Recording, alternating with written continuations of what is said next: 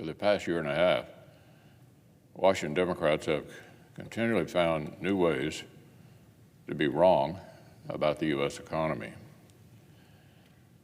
Last springtime, Democrats insisted their plan to dump $1.9 trillion onto the economy would not cause inflation.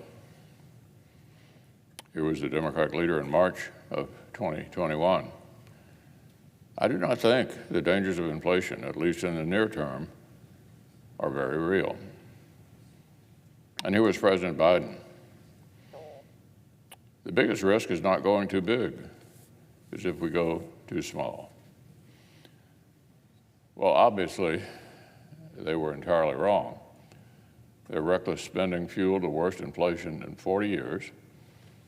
As Ms. Alvarado, a teacher and mother of three, explained to a reporter, here's what she said: when I say, okay, we cannot buy anything this week or else we'll go into overdraft, my husband says, no, what are you talking about?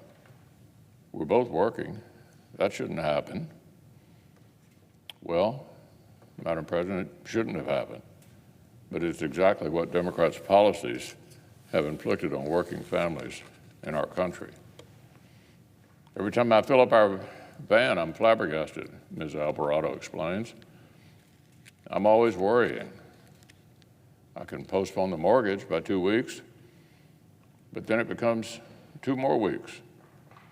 And then all of a sudden, they're calling you.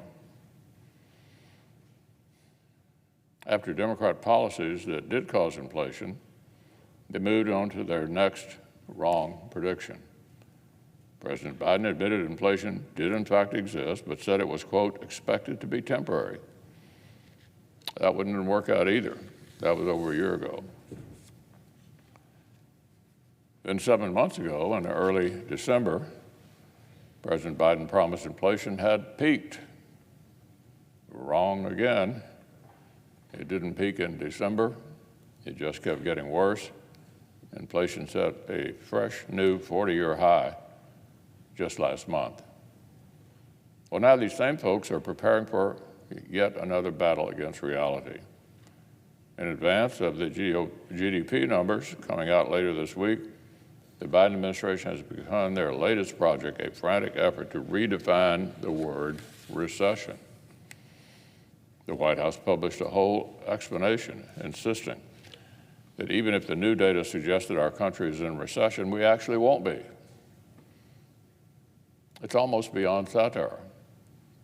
The White House isn't focusing their energies on correcting their mistakes and making the economy better for working families who are hurting. Instead, their priority is telling everybody things aren't as bad as they look or feel. They want working Americans like Ms. Alvarado to believe Democrats spin instead of their own lying eyes. I guess the whopping 42% of Americans who say they're struggling to stay where they are financially are supposed to read the White House press release and cheer up.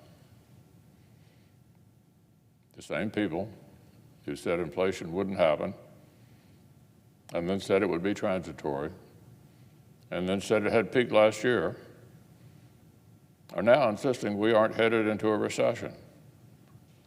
Well, draw your own conclusions.